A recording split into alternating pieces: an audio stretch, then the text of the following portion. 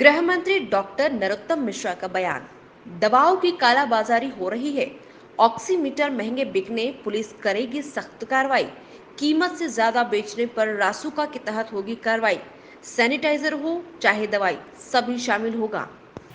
2000 में 3000 में काला पहली तो विभागीय बात यह है कि हमने स्पष्ट रूप से आज सारे थानों को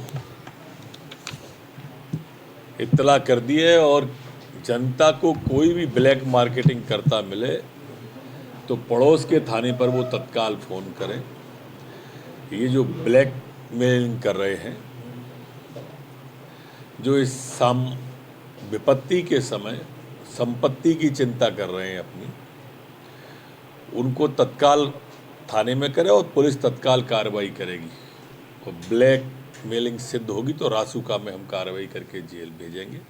सभी थानों को इसके लिए हमने अधिकृत कर दिया है। ऑक्सीमीटर, ऑक्सीजन कंसंट्रेटर या हमारे रेमडेसिविर इंजेक्शन है, मास्क है, सैनिटाइज है, दवाइयाँ हैं, कुछ भी हैं। और एक समाज से मेरा आग्रह भी है, सरकारों की आलोचना करते हैं, ठीक है, पर ये हमारे बीच के ही लोग हैं। लोग आपत्ति विपत्ति के समय भंडार खोल देते हैं, अनाज खोल देते हैं, और ये इस समय भी माने एम्बुलेंस वाला भी भाव, इसलिए सख्त कार्रवाई के हमने आदेश दिए। यहीं से रेट फिक्स कर रहे हैं, इससे ज़्यादा अगर कोई भी होगा तो उसे हम छोड़ेंगे नहीं। निजी अस्पतालों की लूटमार पर भी कार्रवाई की जाएगी। जिन अस्पतालों के खिलाफ कार्रवाई होगी और उन अस्पताल संचालकों के खिलाफ सख्त कार्रवाई होगी। मैंने कल भी कहा था, आज भी कह रहा हूँ कि ये जो लूटमार मचाई हुई है, इन सब पे कार्रवाई होगी। कल मैंने बताया था, उसके बाद 2 अस्पतालों पर हमने तत्काल कार्रवाई भी कर दी है। अब हम पूरे मध्य प्रदेश के अंदर ऐसे अस्पताल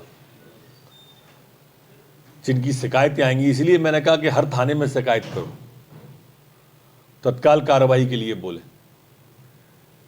एम्बुलेंस वाले, दवाइयों वाले दुगने चौगने 8 गुने तक अगर दाम वसूलते हैं, मध्य प्रदेश में ऐसा नहीं चलने वाला, किसी को नहीं बख्शने वाले। कमलनाथ चाहते हैं सवाल पर ही बवाल हो जाए। कहीं भी कमलनाथ निकल कर नहीं गए, खुद कहीं भी कोई व्यवस्था कराई नहीं और सरकार से पूछते हैं, सरकार आंकड़े छुपा रही है। 45,000 नए रेमडेसिविर इंजेक्शन प्राप्त हो चुके हैं। वो चाहते हैं कि सवाल पर ही बवाल हो जाए।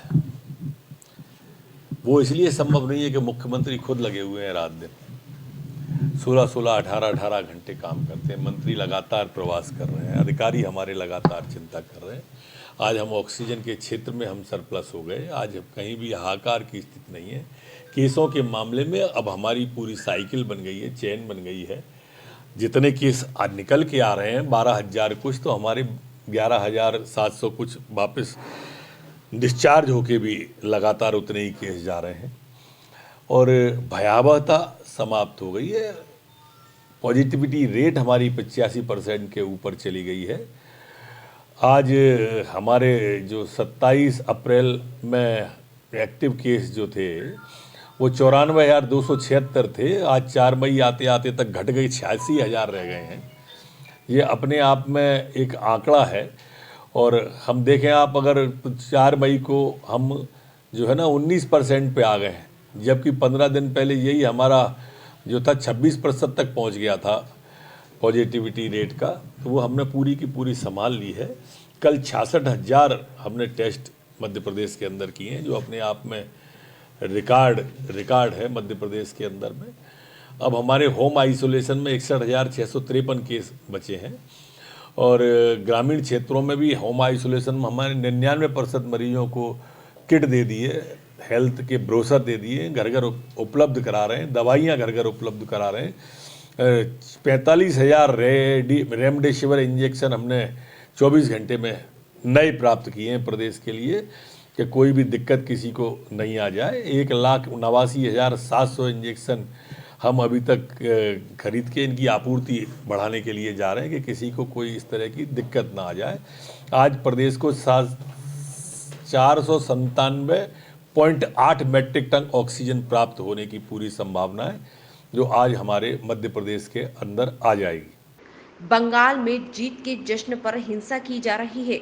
जो लोग चुनाव में नाटक नौटंकी करके चुनाव जीते और परिणाम आते ही व्हील चेयर से खड़ी हो गई ममता की मूल प्रवृत्ति हिंसा है।